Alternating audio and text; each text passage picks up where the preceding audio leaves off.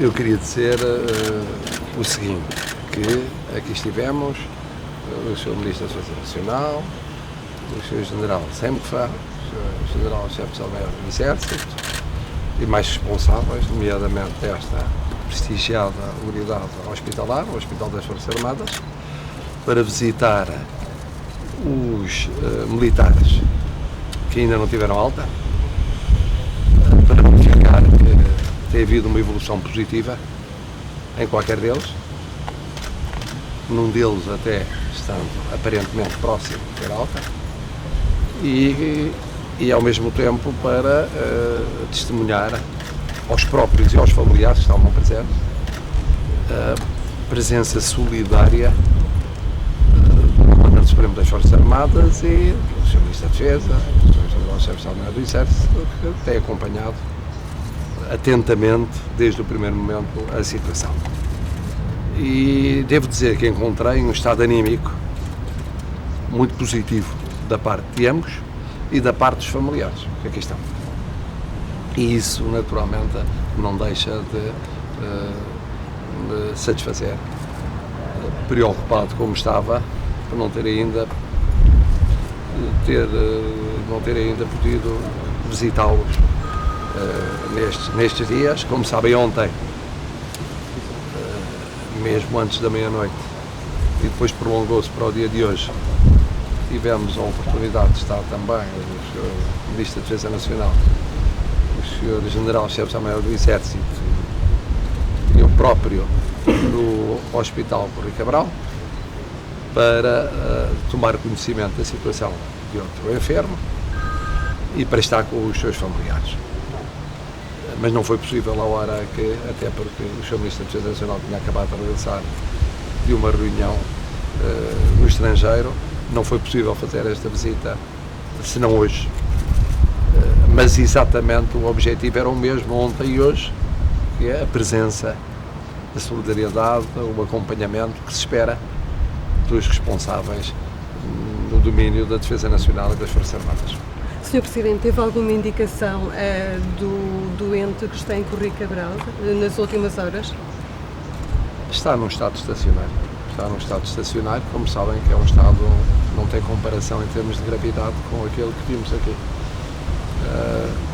Os dois militares que acabamos de visitar, e portanto não houve desde a visita de ontem que tenhamos conhecimento e evolução alguma. E se chama estado estacionário, significa que é exatamente o estado em que se encontrava ontem, quando saímos por volta de meia-noite e um quarto. O curso foi suspenso, significa que houve também uma interferência do Sr. Presidente da República? Não, eu devo dizer, o que se passou é muito simples.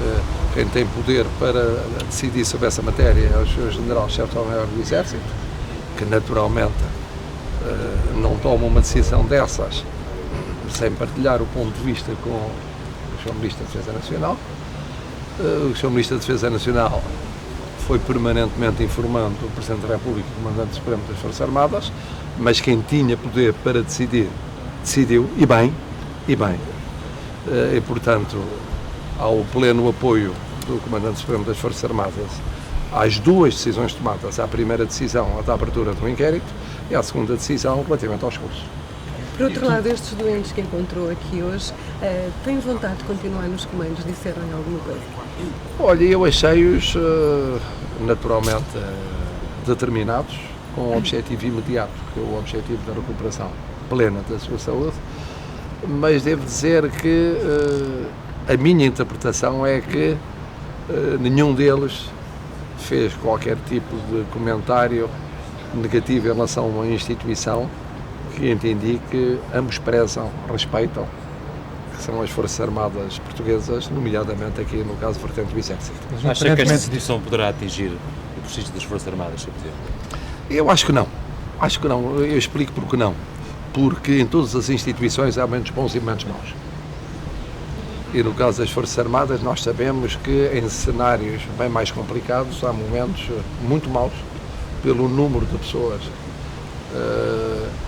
que acabam por ver ou a sua vida ou a sua saúde atingidas, e por isso é que as Forças Armadas muitas vezes não são devidamente apreciadas pelo que significa a pertença às Forças Armadas de entrega total à causa da pátria, mas eu digo que não há desprestígio para as Forças Armadas porque, perante um problema que surge, a coragem de enfrentar esse problema, abrindo um inquérito para apurar o que se passou e apurar toda a verdade sem qualquer limitação e abrir instantaneamente e depois tomar a decisão cautelar de, por um lado, apurar o estado físico de todos os elementos do curso e, por outro lado, não avançar para outros cursos antes de saber exatamente o que se passou nesta circunstância. Só uma instituição muito forte, muito determinada e muito prestigiada é que não hesita um instante a tomar estas decisões. Não anda a esconder, não anda a adiar, não anda a hesitar, não anda a evitar a verdade.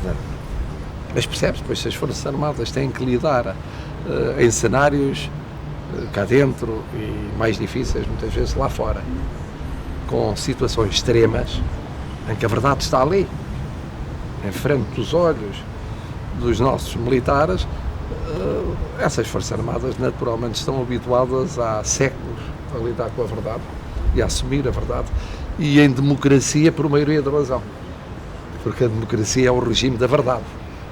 E, portanto, só a verdade prestigia as instituições.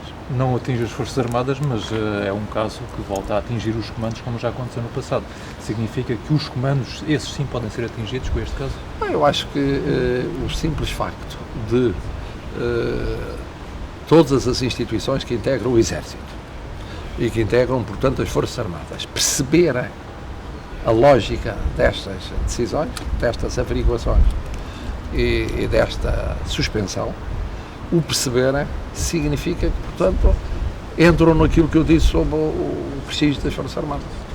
Nós não podemos agora, prematuramente, estar a formular juízos generalizados sobre uma realidade que ainda não foi apurada.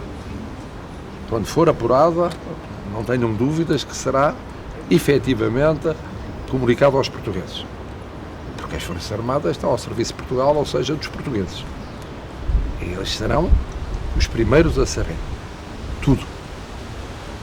É prematuro estar agora a formular juízos negativos em relação a instituições que têm servido o país e têm servido muito bem o país.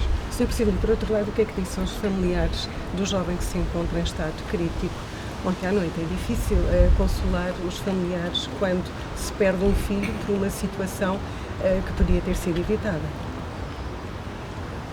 Bom, eu tive a ocasião de, relativamente ao caso da perda existente e que conduziu, como sabem, a uma cerimónia fúnebre na Madeira, tive a oportunidade de enviar uma mensagem, a transmitir as condolências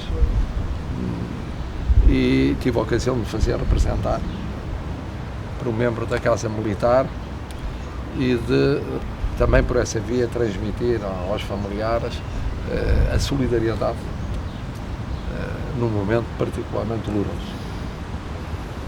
Relativamente ao que se passou com os contactos com os familiares ontem e hoje, e naturalmente a mesma solidariedade foi manifestada, significando que estamos a acompanhar, eu estou a acompanhar, o Sr. Ministro da Defesa está a acompanhar, as chefias militares estão a acompanhar o que se passa exatamente com a mesma solidariedade e com a mesma atenção que no fundo é fundamental, é essencial para caracterizar uma instituição faixa de um espírito de corpo e numa solidariedade que começa no topo e vai até à base, começa na base e vai até ao topo.